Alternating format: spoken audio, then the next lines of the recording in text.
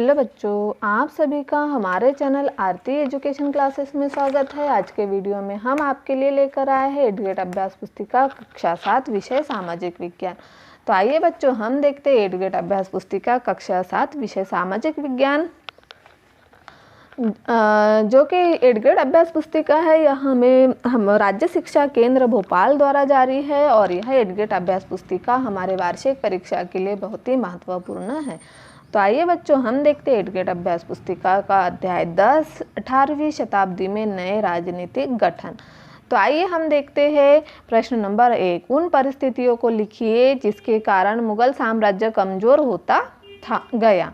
औरंगजेब के उत्तराधिकारियों के शासनकाल में साम्राज्य के प्रशासन की कार्यकुशलता समाप्त होने लगी और मनसबदारों के शक्तिशाली वर्गों को वश में रखना केंद्रीय सत्ता के लिए कठिन हो गया। इन प्रकार मुगल साम्राज्य कमजोर होता गया।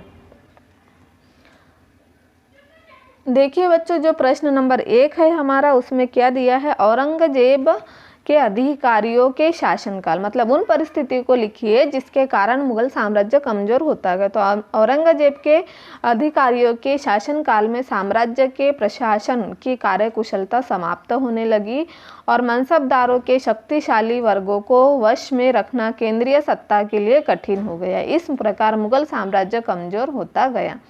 फिर अगला है प्रश्न नंबर 2। 18वीं शताब्दी में मुगल साम्राज्य के पतन के साथ राज्यों के कितने समूह बन गए, उनके नाम लिखिए।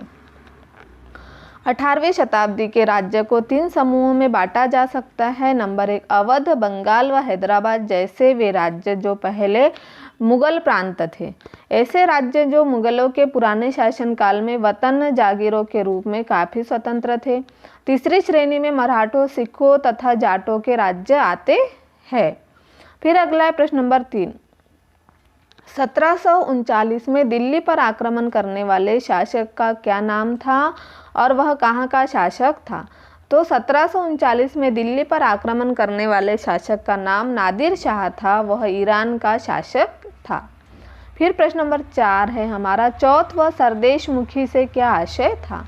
चौथ जमींदारों के द्वारा वसूलने वाले भू राजस्व का 25% भाग है। दक्कन में इनका मराठा वसूलते थे और सरदेशमुखी दक्कन में मुख्य राजस्व संग्रहकर्ता को दिए जाने वाले भू राजस्व का 9 से 10% हिस्सा था। उसके बाद हम अगले प्रश्न की ओर बढ़ते हैं। प्रश्न नंबर 5। अवध में शहादत खान द्वारा जागीरदारों को किस प्रकार नियंत्रित किया गया? शहादत खान ने अवध क्षेत्र में मुगल प्रभाव को कम करने की कोशिश के चलते मुगलों द्वारा नियुक्त जागीरदारों की संख्या में कटौती कर दी। उसने जागीरों के आकार में भी कटौती की और रिक्त स्थानों पर अपने निष्ठावान सेवकों को नियुक्त किया। धोखाधड़ी को रोकने के लिए जागीर अधिकारियों के खातों व लेखों की जांच की गई। फिर प्रश्न नंबर 6 है, सूबेदार आसफ जाह दक्कन का शासक किस प्रकार बना? तो 1720 से 22 के मध्य ही दक्कन प्रांतों का सूबेदार होने की वजह से आसफ जाह के पास पहले से ही राजनीतिक और वित्तीय प्रशासन का पूरा नियंत्रण था। दक्कन में होने वाले उपद्रवों और मुगल दरबार में चल रही प्रतिस्पर्धा का फायदा उठाकर ही उसने सत्ता हथियाई तथा उस क्षेत्र का वास्तविक शासक बन गया। फिर है प्रश्न नंबर 7। दल खालसा किसे कहते थे? वे किस प्रकार कार्य करते थे? 18वीं शताब्दी में कई योग्य नेताओं के नेतृत्व में सिखों ने अपने आप को पहले जत्थों और बाद में मिसलों में संगठित किया। इन जत्थों और मिसलों की संयुक्त सेनाएं दल खालसा कहलाती थी। उसके बाद हमारा अगला प्रश्न है प्रश्न नंबर 8। सिखों द्वारा स्थापित राखी व्यवस्था किससे संबंधित थी? तो सिखों द्वारा स्थापित राखी व्यवस्था सिखों की आर्थिक स्थिति सुधारने से संबंधित व्यवस्था थी। इस व्यवस्था के अंतर्गत किसानों ने उनकी उपज का 20% कर के रूप में लेकर बदले में उन्हें संरक्षण प्रदान किया जाता था। फिर प्रश्न नंबर 9। मराठा प्रशासन व्यवस्था का संक्षेप में वर्णन कीजिए। अंतहीन सैन्य अभियानों के साथ साथ मराठों ने एक प्रभावी प्रशासन व्यवस्था तैयार की।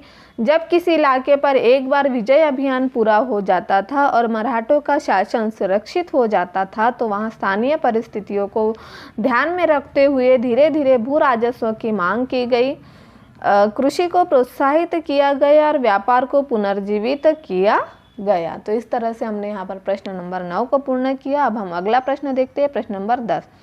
जाट राज्य के प्रमुख व्यापारिक केंद्र कौन कौन से थे? जाट समृद्ध कृषक थे और उनके प्रभुत्व क्षेत्र में पानीपत तथा बल्लभगढ़ जैसे शहर महत्वपूर्ण व्यापारिक केंद्र बन गए। जाटों की शक्ति सूरजमल के समय पराकाष्ठा पर पहुंची और सूरजमल के राज्य में भरतपुर शक्तिशाली राज्य के रूप में उभरा। इस तरह से हमने यहाँ पर प्रश्न नंबर 10 का उत्तर पूर्ण किया। आप भी इसे आपकी एडगेट अभ्यास पुस्तिका में पूर्ण कर लीजिए। और इस तरह से यदि आप हमारे चैनल पर नए हो और आपको हमारा वीडियो पसंद है तो आप हमारे चैनल को सब्सक्राइब ज़रूर कर लीजिए और बेल आइकन को प्रेस करना ना भूलिए, ताकि आपको हमारे आने वाले वीडियो के नोटिफिकेशन मिलते रहेंगे।